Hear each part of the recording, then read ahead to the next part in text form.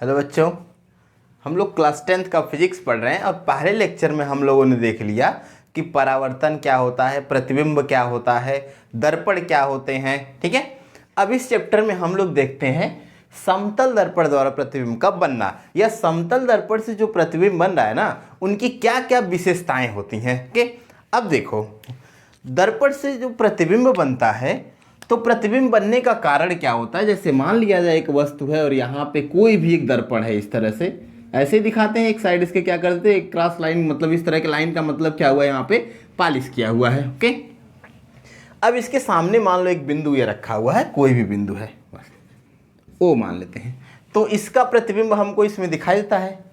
प्रतिबिंब बनने का कारण क्या है, इससे प्रकाश किरणें यहाँ पे चलती हैं और परावर्तित होकर फिर हमारी आंख में पहुंचती हैं।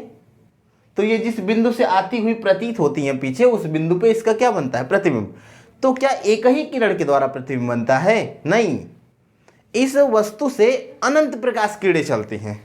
क्या, तो अनंत प्रकाश किरणें यहाँ चलती हैं और टकरा करके फिर वापस आती हैं। तो आपसे पूछा जाए कि क्या एक ही किरण द्वारा प्रतिबिंब बनेगा, तो एक ही किरण द्वारा नहीं बनेगा, ये अनंत प्रकाश किरणों के द्वारा क्या होगा, प्रतिबिंब बनेगा। हम लोग क्या करते हैं, कुछ मुख्य किरणों का क्या है, उपयोग करके प्रतिबिंब को बना लेते हैं। तो पहला टॉपिक हमारा है समतल दर्पण द्वारा प्रतिबिंब का बनना। तो समतल दर्पण से प्रतिबिंब जो बनता है ना, उसकी क्या क्या विशेषताएं होती हैं, पहले ये देख लिया जाए। ओके, सबसे पहली विशेषता क्या होती है कि भाई समतल दर्पण से जितनी दूरी पर वस्तु रहेगा उतनी ही दूरी पर क्या बनेगा, प्रतिबिंब बनेगा।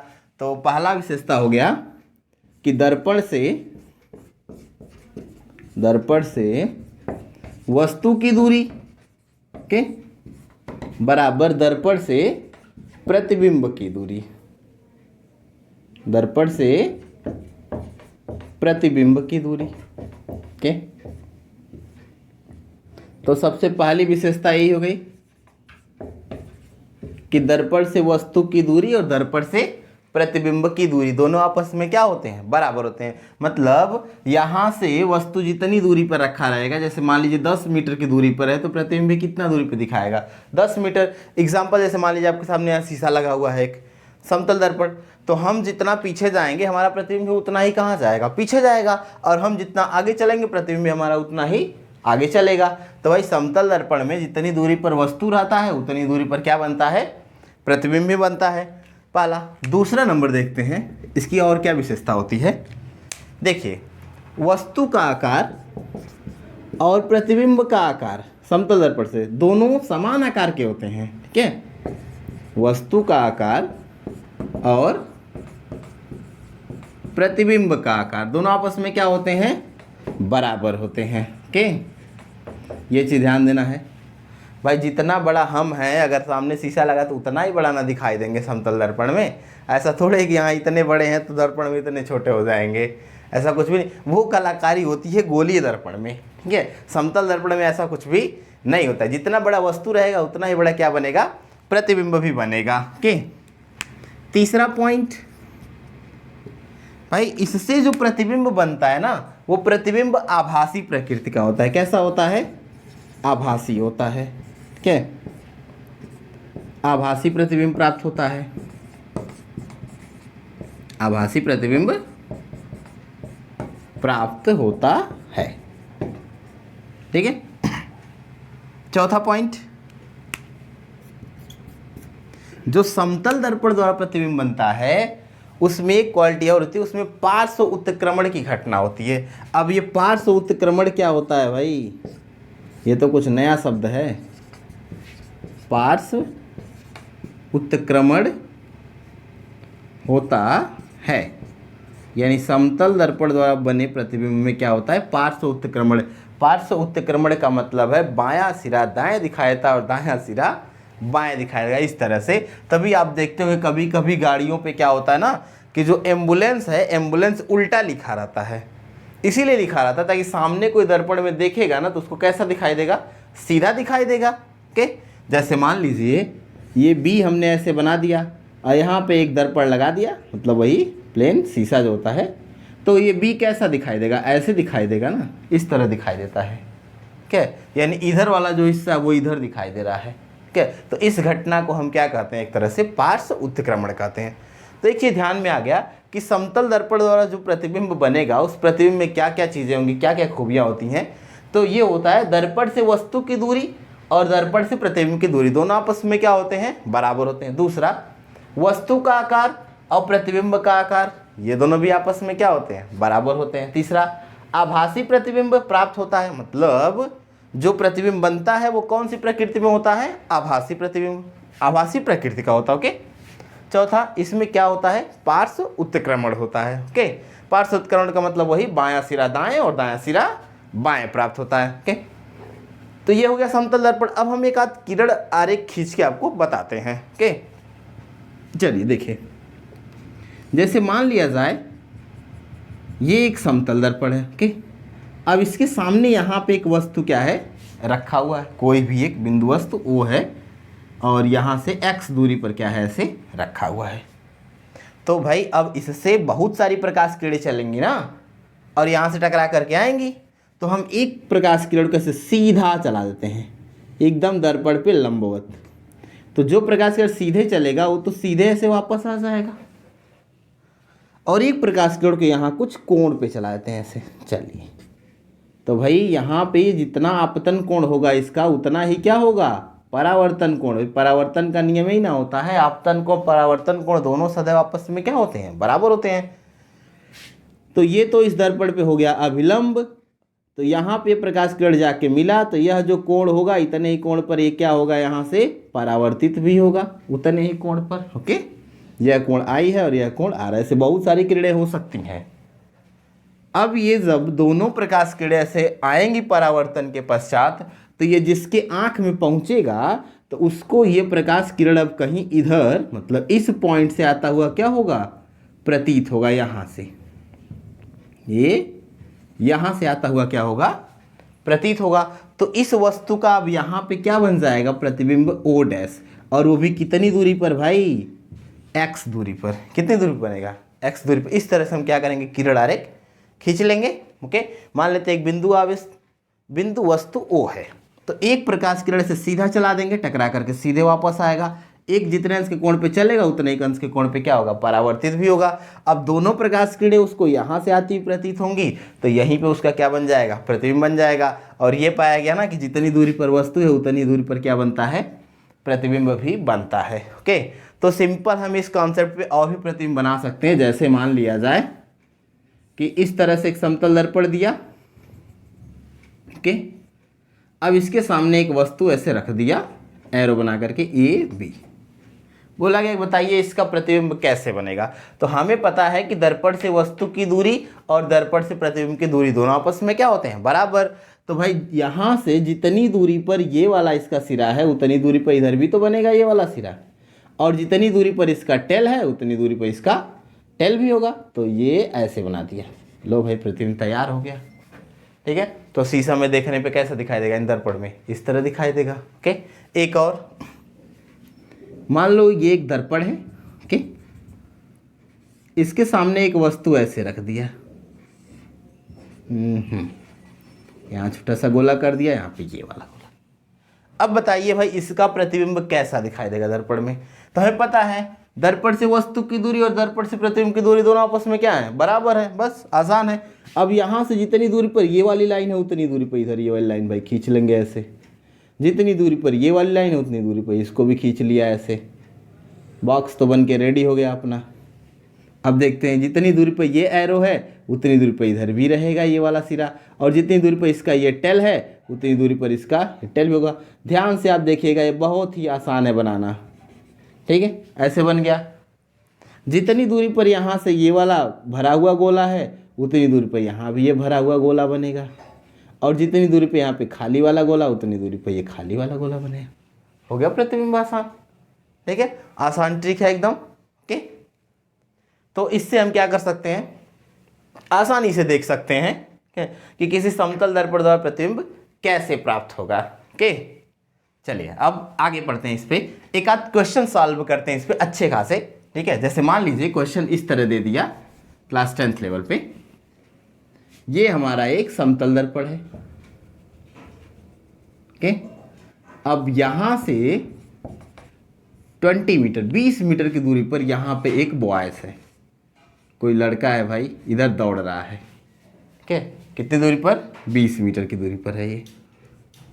ठीक है, और ये इधर दौड़ रहा है 2 मीटर पर सेकंड के वेग से। कितना तेज से दौड़ रहा है? 2 मीटर प्रति सेकंड के वेग से। आपसे पूछ लिया जाए कि भाई 4 सेकंड बाद लड़के तथा उसके प्रतिबिंब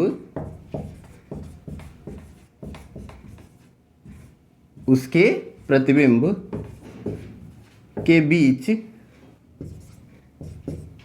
दूरी ज्ञात कीजिए। क्या निकालना है भाई? लड़के और उसके प्रतिबिंब के बीच दूरी ज्ञात कीजिए। ओके, अब देखो आसान है ये भाई। पहले लड़का यहाँ से 20 मीटर की दूरी पर है, तो इसका प्रतिबिंब इधर कितना दूरी पे बनेगा? 20 मीटर की ही दूरी पे बनेगा ना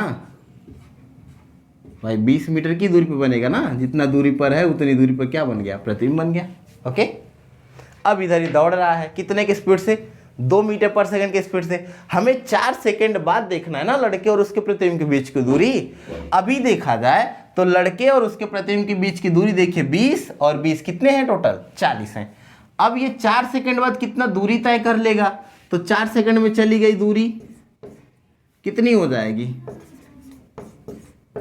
दूरी बराबर चाल गुणे समय। तो चाल कितना है इसका? 2 मीटर पर सेकंड, और समय कितना है? 4 सेकंड।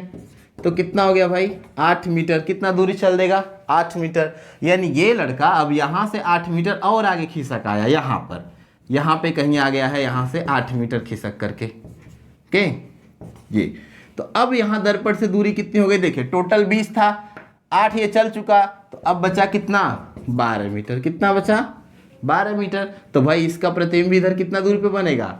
12 मीटर पर ही बनेगा ना। ओके, तो दोनों के बीच की दूरी कितनी हो जाएगी? 12 और 12 24 मीटर। तो हमारा आंसर कितना हो जाएगा? 24 मीटर। यही हमारा क्या है? आंसर है। आसान एकदम ऐसे क्वेश्चन। ठीक है, अच्छा एक आध क्वेश्चन और प्रैक्टिस किया जाए, तो एक और क्वेश्चन इस पे देख लिया जाए। ओके, एकदम आसान क्वेश्चन देखते हैं। जैसे मान लिया जाए कि ये एक गाड़ी है, गाड़ी बना देते हैं भाई अच्छा सा, और इस पे क्या लगा है? एक समतल दर्पण लगा है, ट्रैक है, इस पे लगा हुआ है। एक बॉयज यहाँ पे क्या है? ऐसे खड़ा है। यहाँ से कितनी दूरी पे खड़ा है? वही एकदम सिंपल क्वेश्चन, 15 मीटर मान लेते हैं।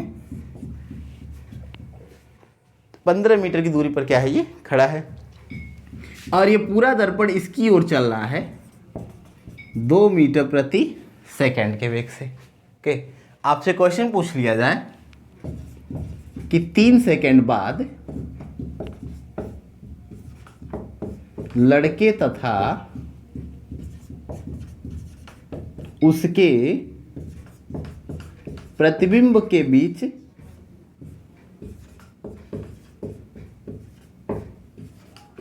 की दूरी ज्ञात कीजिए। ओके,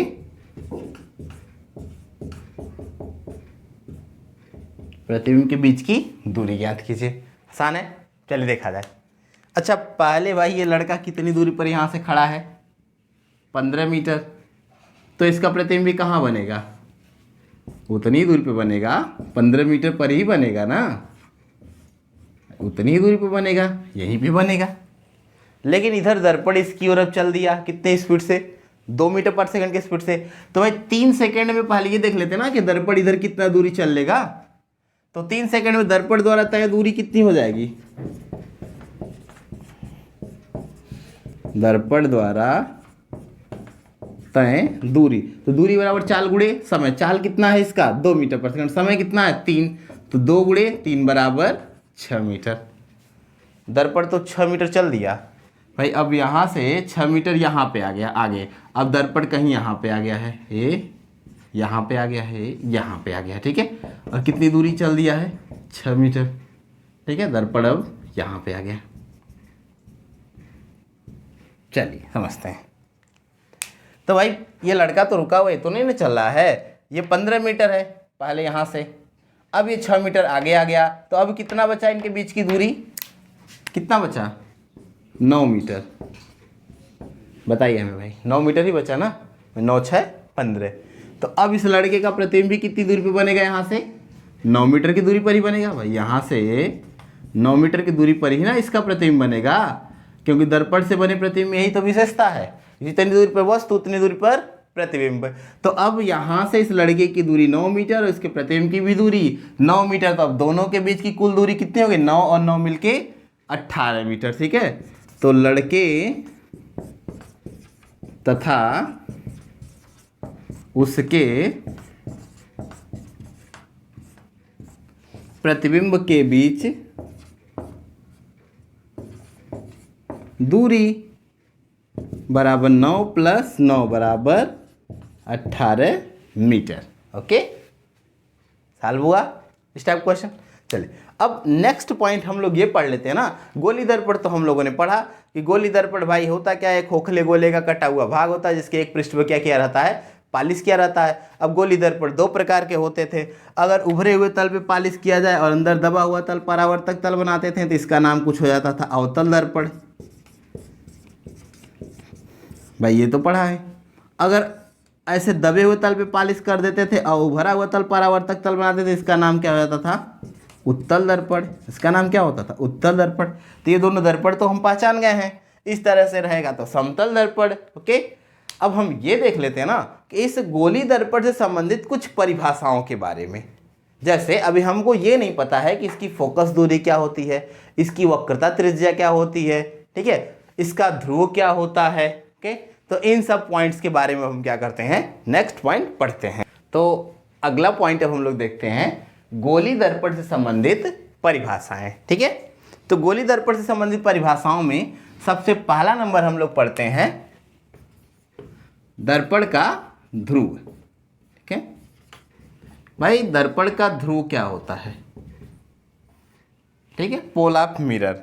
अब दर्पण तो हमको पता है, गोली दर्पण 2 प्रकार के होते हैं। कौन कौन भाई, एक होता है अवतल दर्पण और दूसरा कौन सा दर्पण होता है, ये वाला उत्तल दर्पण। ये तो होता है।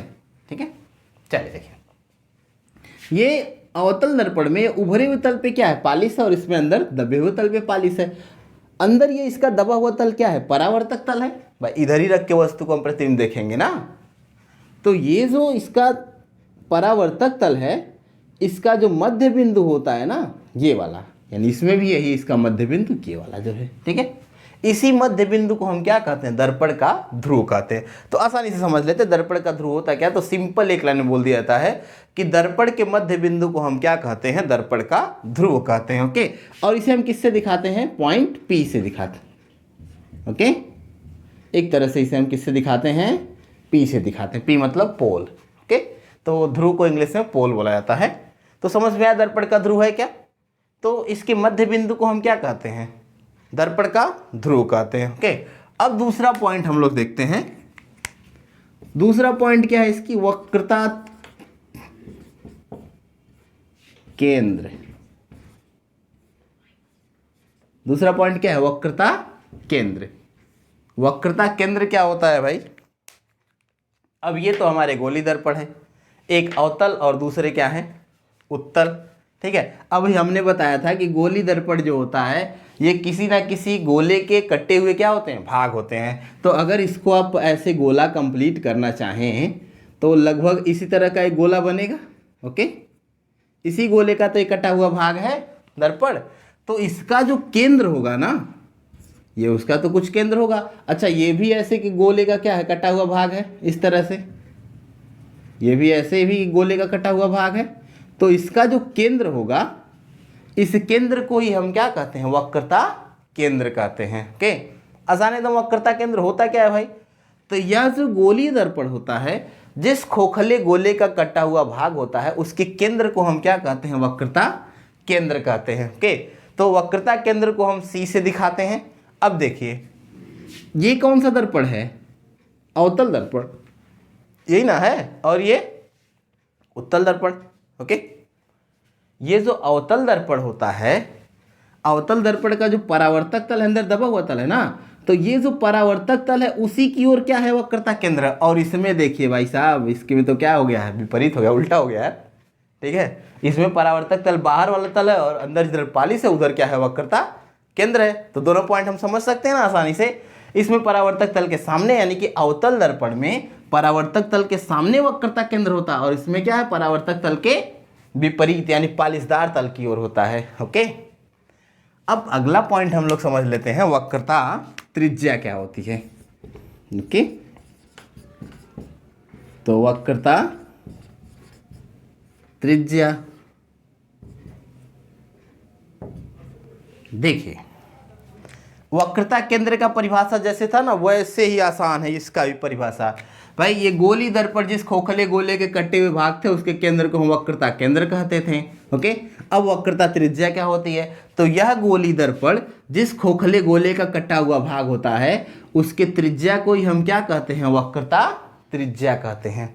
इसके लिए भी वही परिभाषा सेम सेम, क्योंकि भाई दोनों गोली दर्पण है ना, तो गोलीय दर्पण जिस भी खोखले गोले का कटा हुआ भाग होता है उसकी त्रिज्या को हम क्या कहते हैं, वक्रता त्रिज्या कहते हैं। अब देखिए ये वक्रता केंद्र है और ये एक तरह से दर्पण जो है इसका क्या है, परिधि है, परिधि होता है ना, तो यहाँ से यहाँ तक की दूरी क्या हो जाएगी, वक्रता त्रिज्या हो जाएगी। इसमें भी इस सेंटर से यानी कि केंद्र से P तक की दूरी क्या हो जाएगी, वक्रता त्रिज्या हो जाएगी। आसान है ये निकालना। ओके, अब चौथा पॉइंट देख लेते हैं हम लोग। चौथा पॉइंट क्या होता है, मुख्य अक्ष। ओके, चौथा पॉइंट देखते हैं मुख्य अक्ष। अभी मुख्य अक्ष क्या होता है, मुख्य अक्ष भी आसान है, ये वक्रता केंद्र है और ये क्या है, ध्रुव है। तो गोली दर्पण की वक्रता केंद्र तथा ध्रुव को जो मिलाने वाली रेखा होती है इसी रेखा को हम क्या कहते हैं, मुख्य अक्ष कहते हैं। इसको क्या कहते हैं, मुख्य अक्ष। तो परिभाषा सिंपल है, गोली दर्पण के वक्रता केंद्र तथा ध्रुव को मिलाने वाली रेखा को क्या कहेंगे हम, मुख्य अक्ष कहेंगे। इसमें ये वाली रेखा क्या कहलाएगी हमारी, मुख्य अक्ष कहलाएगी। ओके, तो मुख्य अक्ष आसान है, वक्रता केंद्र और ध्रुव को मिलाने वाली रेखा को हम क्या कहते हैं, मुख्य अक्ष कहते हैं। लेकिन कैसा, रेखा सीधा होना चाहिए, थोड़े है कि ऐसे लाके तिरछा ले जाके मिला, जैसे ये वक्रता केंद्र सी है और ये पोल पी है तो ऐसे जाके मिला देंगे तो थोड़े मुख्य अक्ष होगा। ठीक है, मुख्य अक्ष का मतलब होता है कि रेखा कैसी होनी चाहिए, यहाँ पे सीधा होनी चाहिए। ओके, तब सीधी रेखा होनी चाहिए, तो वही रेखा क्या कहलाएगी, मुख्य अक्ष कहलाएगी। ओके, आसान है ये। अगला पॉइंट फिर समझते हैं हम लोग। यहाँ तक पूरा क्लियर हो गया। भाई दर्पण का ध्रुव क्या होता है, तो दर्पण के मध्य बिंदु को हम क्या कहते हैं, दर्पण का ध्रुव कहते हैं, इसे P से प्रदर्शित करते हैं। वक्रता केंद्र क्या होता है, तो गोली दर्पण जिस खोखले गोले का भाग होता है उसके केंद्र को ही हम क्या कहते हैं, वक्रता केंद्र कहते हैं, इसे C से प्रदर्शित करते हैं। वक्रता त्रिज्या क्या होती है, तो गोली दर्पण जो होता है जिस खोखले गोले का भाग होता है उसकी त्रिज्या को ही हम क्या कहते हैं, वक्रता त्रिज्या कहते हैं। मुख्य अक्ष क्या होता है, तो गोली दर्पण के वक्रता केंद्र C और ध्रुव P को मिलाने वाली सीधी रेखा को हम क्या कहते हैं, एक तरह से मुख्य अक्ष कहते हैं। ये 4 पॉइंट क्लियर हुआ। अब 5वां पॉइंट हम लोग पढ़ते हैं। 5वां पॉइंट इसका मोस्ट इंपॉर्टेंट है। ओके, 5वां पॉइंट है इसका फोकस। ये फोकस का परिभाषा याद होना चाहिए, बहुत बार बोर्ड एग्जाम में पूछा है, फोकस क्या होता है।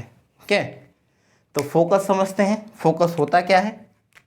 देखिए अब एक दर्पण तो यही है हमारा, कौन सा दर्पण है ये, अवतल दर्पण, और एक दर्पण यह है, इनका क्या नाम है भाई साहब का, उत्तल दर्पण। ओके, अब मान लेते हैं ये अवतल दर्पण है, इसका ध्रुव P है और ये वक्रता केंद्र क्या C है, मतलब इसका गोला बनाएंगे तो पूरा केंद्र यहीं पर आएगा और ये दोनों को मिलाने वाली रेखा है, तो इस रेखा को क्या कहेंगे हम, मुख्य अक्ष कहेंगे।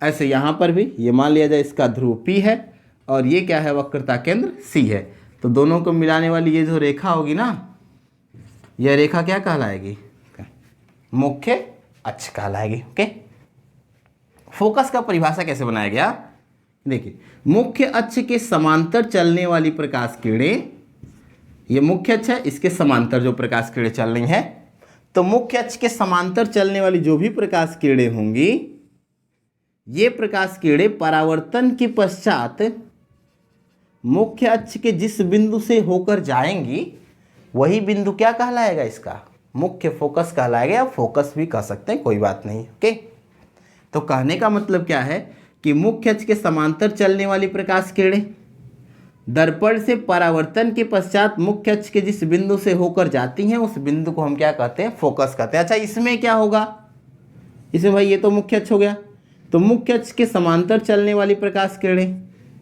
दर्पण से परावर्तन के पश्चात परावर्तित होकर इधर जाएगी ना, जिस बिंदु से आती हुई प्रतीत होंगी, यहीं से आती हुई प्रतीत हो रही है, यहाँ से कोई देखेगा तो उसको यहीं से आता हुआ लगेगा ना, तो जिस बिंदु से आता हुआ प्रतीत होगा उसी बिंदु को हम क्या कहेंगे, फोकस कहेंगे।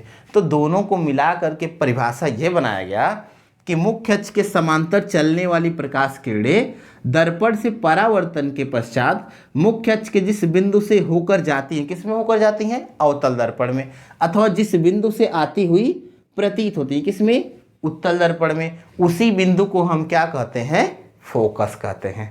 समझ में आया क्या, इसे कैपिटल एफ से क्या करते हैं, प्रदर्शित करते हैं। ओके, अच्छा इसके बाद वाला पॉइंट देख लेते हैं हम लोग, फोकस दूरी।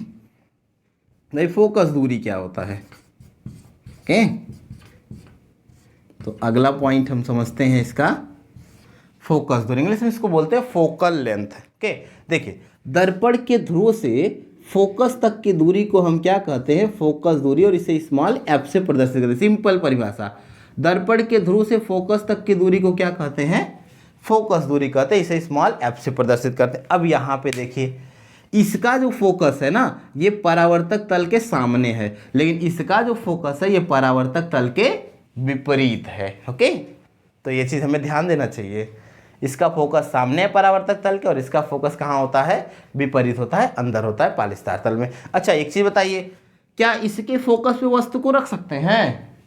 अरे भाई इधर पालिश है तो इधर जाके खड़ा हो जाएंगे तो क्या हमें अपना प्रतिबिंब दिखेगा? नहीं दिखेगा ना। तो क्या इसके फोकस पे हम रख सकते हैं वस्तु को? नहीं रख सकते हैं। वक्रता केंद्र पर रख सकते हैं? नहीं रख सकते हैं, क्योंकि ये दोनों किधर होते हैं, पालिशदार तल के और अंदर होते हैं, ये अंदर रहते हैं, ऐसे पालिशदार तल में रहते हैं, तो उसे उधर तो वस्तु को रख नहीं सकते हैं, लेकिन इसके फोकस पे वस्तु को रख सकते हैं, यानी अवतल दर्पण के फोकस पे वस्तु को रख सकते हैं, वक्रता केंद्र पर भी रख सकते हैं, लेकिन उत्तल दर्पण में उसके फोकस और वक्रता केंद्र पे वस्तु को नहीं रख सकते हैं। ओके, अच्छा एक पॉइंट और हमारा है, उस पॉइंट को भी पढ़ लिया जाए। द्वारक पूरा लिखते हैं, दर्पण का द्वारक, अपर्चर ऑफ मिरर। ओके, अब द्वारक समझते हैं क्या होता है। देखो बाबू, ये तो पूरा एक खोखला गोला होता है ना, और इसमें इसको कट कर देते हैं तो क्या बन जाता है, दर्पण बन जाता है। तो वास्तव में अगर मान लीजिए जैसे फुटबॉल है पूरा, और इसको आप काटेंगे तो एक कटोरी की तरह बनेगा। ओके, तो इसका जो फेस बनेगा वो कुछ इस प्रकार से होगा, ऐसे कटोरी की तरह होगा, ऐसे ऐसे होगा। ओके, तो ऐसे एक कटोरी की तरह बना, और उभरे हुए तल पे अगर आपने पालिश कर दिया इधर पूरा, तो ये कौन सा दर्पण हो गया, अवतल दर्पण, और दबे हुए तल पे पालिश कर दिया तो कौन सा दर्पण हो गया, उत्तल दर्पण। ओके, अब ये जो कटोरी की तरह बन रहा है, तो इसका ये जो परावर्तक तल है ना, इसका जो व्यास होगा पूरा, ये व्यास, इसी व्यास को हम क्या कहेंगे, दर्पण का द्वारक। तो दर्पण के द्वारक से हमें ये पता चलता है ना कि दर्पण कितना बड़ा है, जितना बड़ा इसका द्वारक होगा यानी दर्पण उतना ही बड़ा होगा। तो सिंपल इसको ऐसे बना देते हैं, जैसे ये दर्पण है हमारा, ये परावर्तक तल है, तो इसका व्यास यानी यहाँ से यहाँ तक की जो ये पूरी लंबाई है ना, यही क्या कहलाएगा, दर्पण का द्वारक कहलाएगा। इसे M1 M2 से प्रदर्शित करते हैं। ओके, इसको किससे, M1 और M2 से प्रदर्शित करते हैं। अच्छा, अगर ये वाला दर्पण रहेगा, ये उत्तल, ये वाला, तो ये वाला पॉइंट और ये वाला पॉइंट यही ना होंगे, M1 और M2, तो यहाँ से यहाँ तक की लंबाई यानी पूरा इसका व्यास क्या कहलाएगा, दर्पण का द्वारक कहलाएगा। तो द्वारक से हमें एक चीज पता चल जाता है कि दर्पण कितना बड़ा है। तो अब हमने क्या किया, गोली दर्पण से संबंधित सभी परिभाषाओं को पढ़ लिया। ओके, अब इसमें कुछ इंपॉर्टेंट परिभाषा जो आपको याद होना चाहिए, जैसे वक्रता केंद्र, वक्रता त्रिज्या, फोकस, ओके, फोकस दूरी और मुख्य अक्ष, ये सब पॉइंट्स आपको क्या होना चाहिए, याद होना चाहिए। ठीक है, तो अब मिलते हैं नेक्स्ट वीडियो में। ठीक है, इस पे बेस्ट कुछ क्वेश्चन और इसके कुछ आगे की प्रॉपर्टी को भी क्या करते हैं, अच्छे से समझते हैं। ओके।